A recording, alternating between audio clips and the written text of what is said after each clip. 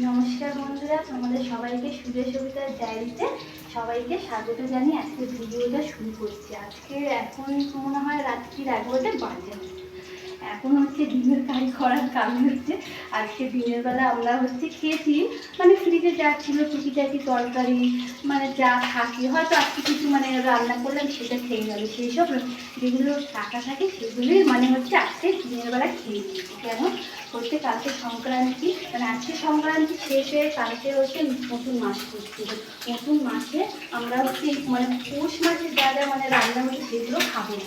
পিঠে পুলি যেটা আমরা বানাই সেটা পরের দিন খাই, সেই জিনিসটা আলাদা, কিন্তু বাসি তরকারি এইসব দিয়েও আমরা খাই না। বা রান্নাঘর পরিষ্কার করা, ঘর দুয়ার পরিষ্কার করা, এইটা আমার সংক্রান্তির আগেই করে থাকি। তা দিনের বেলা তো ওইগুলো খাওয়া হয়েই গেছে। এখন রাত্রিবেলার জন্য এই ডিমের কারি আর ভাত বসিয়েছি। এই ভাত আছে, একটু শাক ভাজা আছে, এই দিয়ে আমরা এখন রাত্রিবেলা খাবো। এখন এই মশলাটা কষানো হচ্ছে। এই মশলা দিয়ে এতে আদা বাটা, রসুন বাটা, লঙ্কা, জিরে, গোটা শুকনো লঙ্কা, পেঁয়াজ সব কিছু একসাথে মিক্সিতে খাওয়া হয়েছে। মিক্সিতেই আমরা দিয়ে করবো।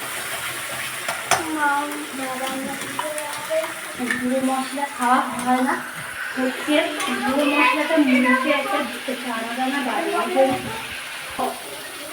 গুঁড়ো মশলাটা আমরা খাই না কেন, গুঁড়ো মশলাটা একটা মুখে দানা দানা বাড়ে।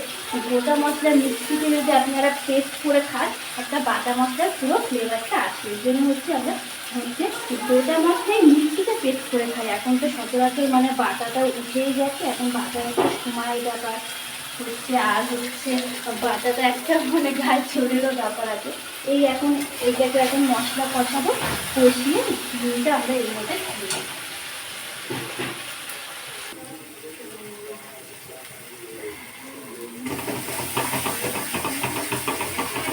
এরপর আর কিছু বলবো না। এবার আমরা ডিমগুলো এর মধ্যে ছেড়ে দেবো, ছেড়ে একটু মশলাটা কষানো হয়ে গেলে জল দিয়ে দেবো।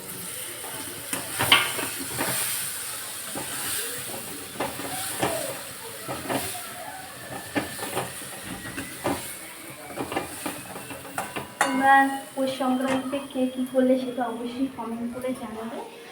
আর আজকে পিঠে পুলি করে করাটা হয়নি, আজকে করিনি, কিন্তু অন্যদিনটা করবো পিঠে পুলি। এটা সেই পিঠে পুলি যেদিনকে করবে সেদিনকের ভিডিওটা অবশ্যই তোমাদেরকে দেখাবো।